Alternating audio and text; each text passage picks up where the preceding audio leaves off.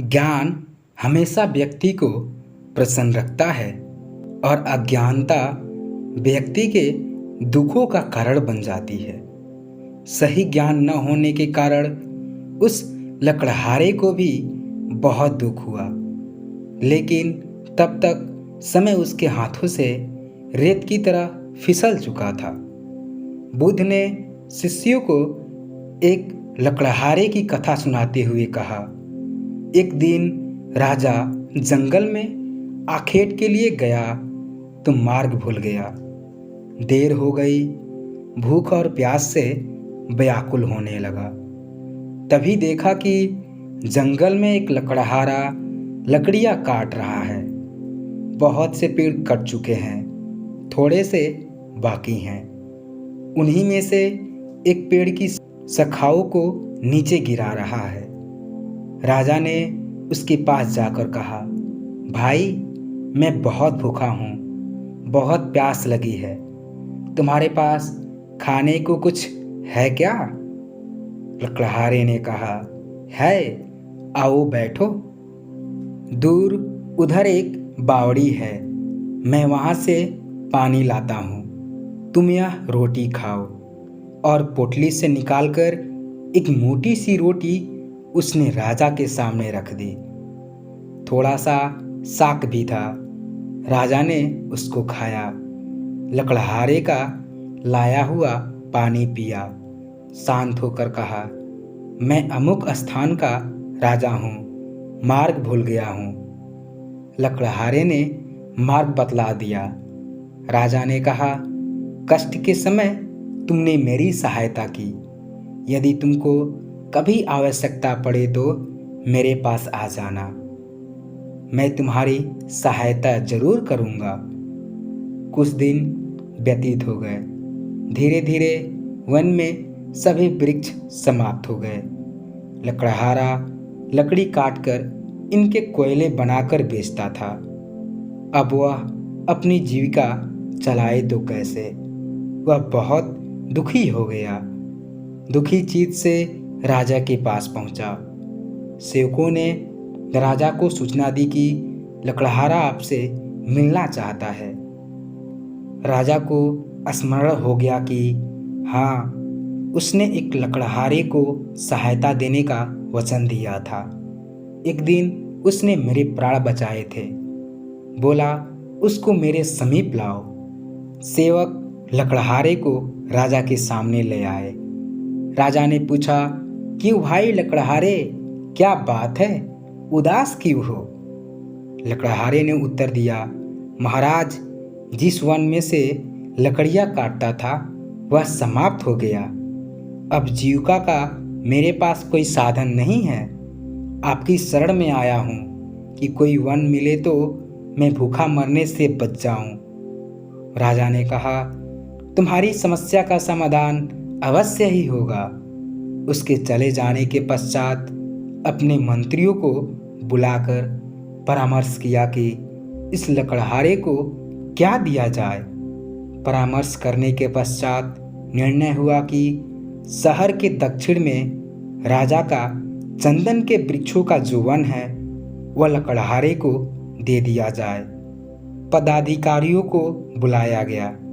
चंदन के वृक्षों का वह वन लकड़हारे के नाम कर दिया और उसको सूचना दे दी गई। कई वर्ष व्यतीत हो गए। राजा एक दिन अपने महल में बैठा था कि लकड़हारे का ध्यान आया। प्रसन्नता के साथ उन्होंने सोचा, अब तो लकड़हारा बहुत धनी हो गया होगा, कई भवन तथा महल बनवा लिए होंगे, इसलिए चलकर उसे देखना चाहिए। राजा अपने मंत्रियों को साथ लेकर उस वन में गए जो लकड़हारे को दिया था, किंतु वहाँ कोई वन ही न था, न चंदन का कोई वृक्ष। राजा ने घबराकर अपने मंत्रियों से पूछा, अरे, वह वन कहाँ है जो लकड़हारे को दिया था? किसी और स्थान पर होगा, तुम मुझे अन्य स्थान पर ले आए हो। मंत्रियों ने पदाधिकारियों की ओर देखा, पदाधिकारियों ने कागजों की ओर देखा, छानबीन करके बोला, महाराज, वह जंगल तो इसी स्थान पर था। राजा ने कहा, फिर वह कहाँ गया? खोज करने पर कुछ दूरी पर चंदन के कुछ वृक्ष दिखाई दिए। उनके बीच में बैठा हुआ लकड़हारा भी दिखाई दिया, निराश, उदास, विचार मगन। राजा ने उसके पास जाकर पूछा, अरे तू चिंता में क्यों है? लकड़हारे ने प्रणाम करके कहा, अन्नदाता, आपकी कृपा से इतने वर्ष तो कट गए, अब ये कुछ पेड़ रह गए हैं, थोड़ी दिनों में ये भी समाप्त हो जाएंगे। सोचता हूँ इसके पश्चात क्या करूँगा? राजा ने आश्चर्यपूर्वक कहा, वृक्ष तो थोड़े से रह गए हैं, शेष वृक्षों का क्या किया? लकड़हारा बोला, नित्य लकड़ी काटता हूँ, कोयला बनाता हूँ और बाजार में ले जाकर बेच देता हूँ।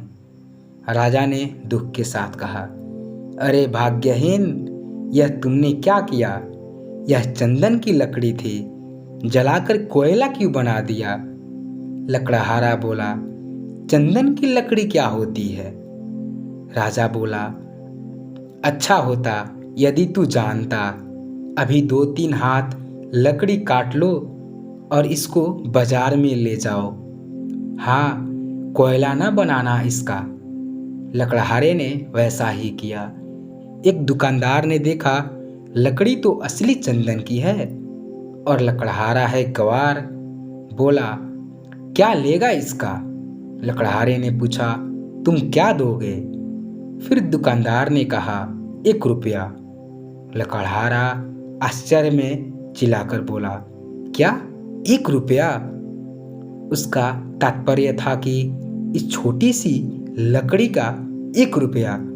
दुकानदार समझ गया कि यह जानता है। बोला, 2 रुपया। लकड़हारा और आश्चर्य से चिल्लाकर बोला, 2 रुपये? दुकानदार ने घबरा कर कहा, अच्छा 4 रुपये। लकड़हारा चिल्लाया, अच्छा 4?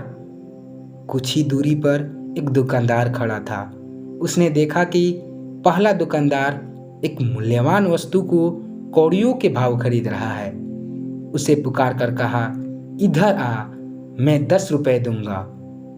लकड़हारे ने जब 10 का नाम सुना तो सिर पकड़कर बैठ गया, चिल्ला उठा, ढाढ़े मारकर रोने लगा। अब उसे ज्ञात हुआ कि जिस लकड़ी को वह कोयला बनाकर बेचता रहा कितनी मूल्यवान थी और कितनी बड़ी संपत्ति का उसने विनाश कर दिया। उस लकड़हारे की मूर्खता पर आपको करुणा आती है, किंतु सुनो मेरे शिष्यों, हम स्वयं भी तो उस लकड़हारे की भांति हैं। राजाओं के राजा उस परमात्मा ने न जाने किस बात से प्रसन्न होकर सांसों का यह चंदन से पूर्ण वन हमें दिया था। हमने वासनाओं, घृणा, पाप की अग्नि से जलाकर इसे भस्मसात कर दिया। कितने मूल्यवान है ये सांस, यह हमने समझा ही नहीं। सांसों का यह चंदन वृक्षों से परिपूर्ण वन है, जिसे हमने काम, क्रोध, लोभ, मोह और अहंकार की आग में जलाकर कोयला बना दिया। परंतु जो होना था सो हो गया। अब से चंदन के थोड़े से वृक्ष रह गए हैं। इस जीवन के शायद थोड़े महीने, आओ इन्हीं का उचित उपयोग करें। प्रयत्न करें कि तुम्हारा लोक और परलोक सुधर जाए। आशा है कि आज की कहानी आपको पसंद आई होगी। अगर पसंद आई है तो इस वीडियो को लाइक ज़रूर कर देना और इस चैनल को सब्सक्राइब ज़रूर कर लेना। जय हिंद।